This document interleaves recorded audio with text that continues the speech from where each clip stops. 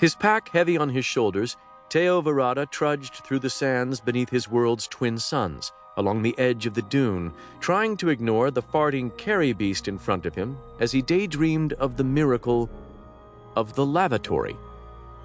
Born in a tiny village 19 years ago, Teyo was now returning from what had been his first visit to a big town like Oasis.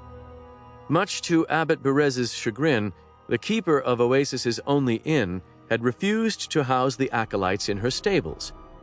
Honored to have actual shield mages in her establishment, she had insisted on lodging them in guest rooms for the same cost as a straw-filled stall. The abbot attempted to explain that acolytes were not yet shield mages and deserved no such luxury. But for once, the voice of his absolute authority fell on deaf ears. So it had been 2 acolytes to a room, twice the size of Teyo's cell back at the monastery, which he normally shared with Arturo, Perrin, and Theo. But that wasn't the real wonder of the place. There were no chamber pots, no latrines, no wash basins that required refilling from a jug, which required refilling from a pump 100 yards away. Water was piped right into a small lavatory down the hall for drinking, washing, bathing, and, well, waste. And said waste was then piped away somehow to somewhere that wasn't just outside your window, causing a stink worse than the carry beast's gases. It was a kind of miracle to Teyo, and his mind just couldn't let it go. But Oasis was 2 leagues back, and now, laden with a year's worth of supplies, the party was headed for home in single file, crossing the sand dunes of Gobokan, the abbot in the lead, followed by a carry beast, followed by acolytes, followed by another carry beast, followed by more acolytes, followed by a last carry beast, followed by Teyo Verada, lowliest of the low, least talented of all Abbot Berez's students, as the abbot was so fond of telling him.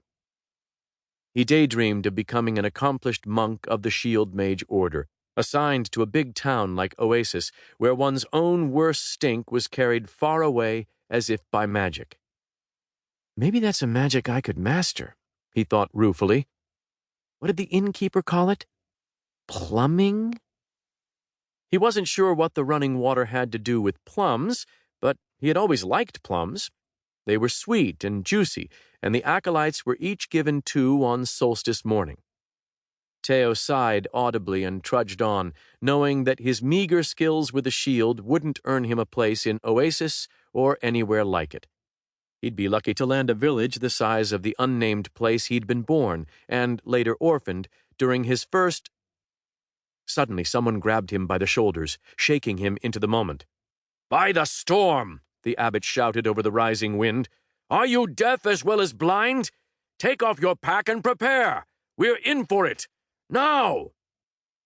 Teyo scrambled to comply, shedding his pack as sand from the eastern cloud sliced past his bare cheeks. Squinting, he raised his hands, tried to focus, and began chanting the geometric lore of the shield mage. Berez moved forward. "Shields up!" he shouted, his voice enhanced by magic to be heard over the now roaring wind. Teyo concentrated. A triangle of shimmering white light formed across the palm of each hand. Then, second triangles formed at offset angles from the first 2. Third triangles, and on his strong left hand, a fourth. But 3-point shapes wouldn't do, and he knew it. He needed diamonds to thwart diamonds. And Acolyte Verada was not particularly good at 4-pointers. Not particularly good, particularly when under pressure, like when the abbot harangued him during morning exercises, like when a diamondstorm was imminent. His shields were off balance. His left hand, his eastern vertex, had always been much stronger than his right. He turned in profile toward the coming storm to compensate while summoning up a perfect glowing white circle beneath his right ear in an attempt to even the mana scales. It worked, more or less. Teyo knew the drill and willed himself to follow it. 4 points. 4 points. 4 points. 4 points. Concentric circles formed above, below, and to the left and right of his 2 sets of triangular shields. Form the lines.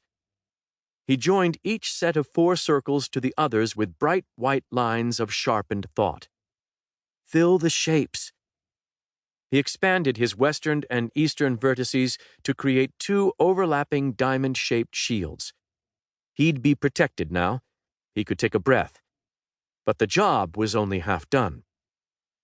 As the abbot taught, if all a shield mage could protect was himself, he was a pretty poor shield mage. Teyo was at the end of the line, but at minimum, he needed to enlarge his shields to safeguard the hunkering, lowing carry beast and the supplies on its leathery back. He took a half step forward, leaning into the sand and wind, which was already sparkling. Had he been a second slower, micrograins of diamond would already be shredding his clothes and skin. They were already lodging themselves into the thick hide of the beast, which groaned mournfully at the pinpricks of pain. Teyo used the wind as a vertical platform upon which to expand his shields. It wasn't orthodoxy. The abbot wouldn't approve. But it worked for him. The shields, the 7 triangles, and the 2 4-pointers merged into one larger rhombus. His geometry was holding, and the now protected carry beast rewarded him with a relieved sigh and a rather stinky emission. And just in time.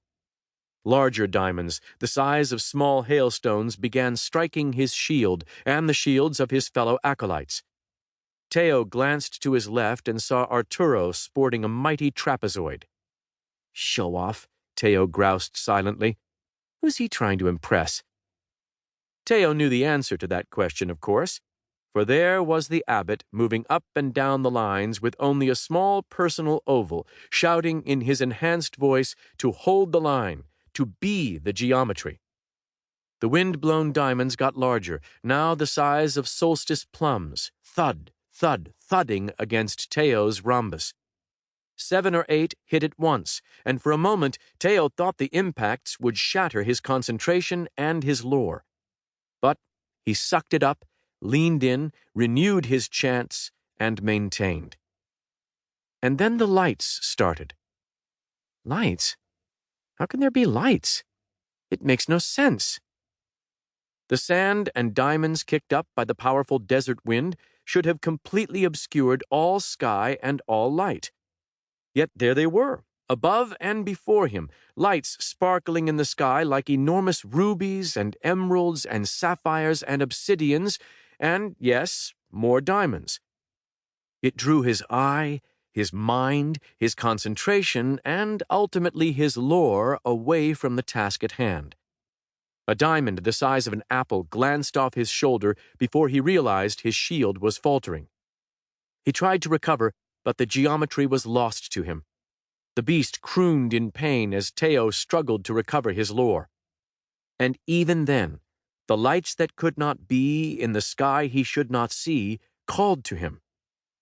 Again, Abbot Berez appeared from nowhere, forming a wide 4-pointer that protected both Teyo Verada and the carry beast. Seriously, boy, what is wrong with you? The lights, Teyo murmured, pointing weakly upward. What light? You're lucky I could see you failing and flailing in this murk. Child of all my students, you teach me despair. Yes, master, Teyo said automatically, his true focus still on high. Briefly, he wondered why the abbot couldn't see the lights, but even that mystery couldn't hold his attention. The lights spoke to him now, reaching somewhere deep in his soul, creating a foreboding sense of doom and, despite that, a kind of summons that pulled him forward.